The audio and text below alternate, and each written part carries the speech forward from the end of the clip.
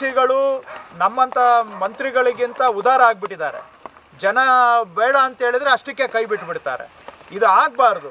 ಜನಗಳ ಪ್ರಾಣ ರಕ್ಷಣೆಯ ದೃಷ್ಟಿಯಿಂದ ಕೆಲವು ನಿಷ್ಠೂರವಾದಂಥ ಹೆಜ್ಜೆಯನ್ನು ಸರ್ಕಾರ ಇಡಬೇಕಾಗತ್ತೆ. ಸೊ ನಾನು ಎಲ್ಲ ಜಿಲ್ಲಾಧಿಕಾರಿಗಳಿಗೆ ಹೇಳಿದ್ದೇನೆ, ಅವರ ಎಸ್ಟಿಮೇಟಲ್ಲಿ ಯಾವುದೇ ಮನೆ, ಯಾವುದೇ ವಸತಿ ಪ್ರದೇಶ ನಾಳೆ ಏನಾದರೂ ಅನಾಹುತಕ್ಕೆ ಆಗುತ್ತೆ ಅನ್ನೋ ಆಗಿದ್ರೆ ಬಲವಂತವಾಗಿ ಅವರನ್ನು ಅಲ್ಲಿಂದ ಶಿಫ್ಟ್ ಮಾಡಬೇಕು ಅಂತ ನಾನು ಕಳೆದ 1 ತಿಂಗಳಿಂದ ಹೇಳ್ತಾ ಇದ್ದೇನೆ.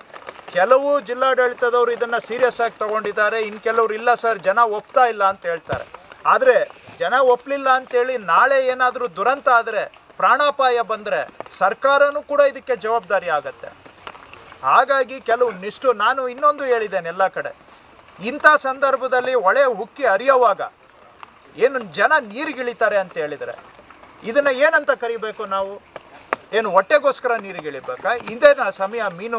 ತಂದೆ ತಾಯಿಯಾಗುವುದು ಇನ್ನೂ ಕನಸೆ? ಅಪೋಲೋ ಫರ್ಟಿಲಿಟಿ ಮೂಲಕ ನಿಮ್ಮ ತಂದೆ ತಾಯಿಯಾಗುವ ಕನಸನ್ನು ನನಸಾಗಿಸಿಕೊಳ್ಳಿ. ಉಚಿತ ಆಪ್ತ ಸಮಾಲೋಚನೆಗಾಗಿ ಕರೆ ಮಾಡಿ 9953323196. ಇಲ್ಲಿಕ್ಕೆ ಹೊಳೆ ದಾಟಿನೇ ನೀವು ಹುಲ್ಲು ತರಬೇಕಾ?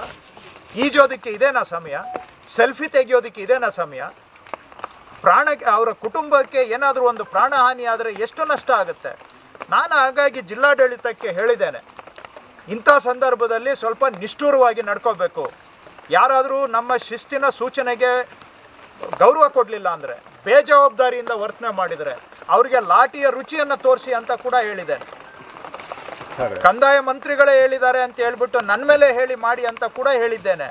ಇಂಥ ಕಠಿಣ ಕ್ರಮ ನಾವು ಸರ್ಕಾರ ತೆಗೆದುಕೊಳ್ಳಿಲ್ಲ ಅಂತ ಹೇಳಿದ್ರೆ ಇನ್ನೂ ನಾವು ತೊಂದರೆಗೆ ಒಳಗಾಗಬೇಕಾಗುತ್ತೆ. ಸೊ ಹಾಗಾಗಿ ತಾವು ಕೇಳಿದಾಗೆ ವಯನಾಡಿನ ಹಿನ್ನೆಲೆಯಲ್ಲಿ ನಮ್ಮಲ್ಲೂ ಕೂಡ ನಾಳೆ ಎಲ್ಲಾಗುತ್ತೆ ನನಗೂ ಗೊತ್ತಿಲ್ಲ, ಆದರೂ ಕೂಡ ಎಲ್ಲಿ ಆಗುತ್ತೆ ಅನ್ನುವಂಥ ನಮಗೆ ಅಂದಾಜಿದೆ.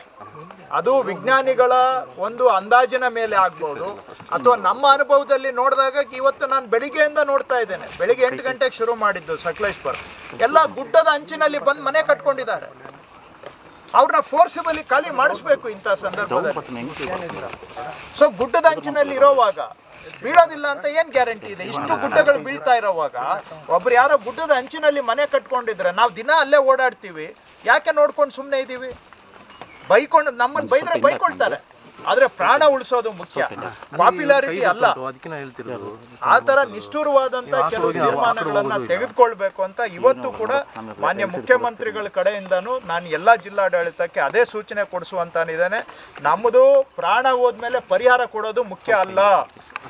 ನಮ್ಮ ಸರ್ಕಾರ, ನಮ್ಮ ಮುಖ್ಯಮಂತ್ರಿಗಳು ನಮಗೆ ಕೊಟ್ಟಿರೋ ಡೈರೆಕ್ಷನ್ನು, ನೀವು ಪ್ರಾಣ ಹೋದ್ಮೇಲೆ ಹೋಗಿ ಕಾಂಪನ್ಸೇಷನ್ ಕೊಟ್ಟಿದ್ದೀವಿ ಅಂದ್ರೆ ಆ ಉತ್ತರಕ್ಕಲ್ಲ ನಾನು ಇರೋದು.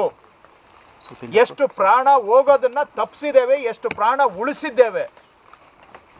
ನಮ್ಮದು ಧ್ಯೇಯ ಏನು ಅಂದ್ರೆ ನಮ್ಮ ರಾಜ್ಯದಲ್ಲಿ ಈ ತರ ಪ್ರಕೃತಿ ವಿಕೋಪಗಳಿಗೆ ಪ್ರಾಣ ಹೋಗಬಾರದು.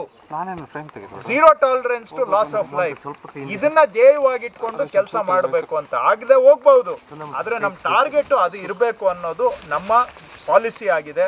ಸೊ ಆ ದಿಕ್ಕಿನಲ್ಲಿ ಸ್ವಲ್ಪ ಜಿಲ್ಲಾಡಳಿತದವರು ನಿಷ್ಠೂರದಿಂದ ಕೆಲಸ ಮಾಡಬೇಕು ಅಂತ ನಾನು ಹೇಳಿದ್ದೇನೆ. ಸೊ ಎಲ್ಲಾದ್ರೂ ನಮಗೆ ಕಂಡು ಬಂದ್ರೆ ಆ ಥರ ಕೆಲವು ನಾವು ನಿಷ್ಠೂರವಾದಂಥ ಕ್ರಮವನ್ನು ಕೂಡ ತೆಗೆದುಕೊಳ್ಬೇಕು.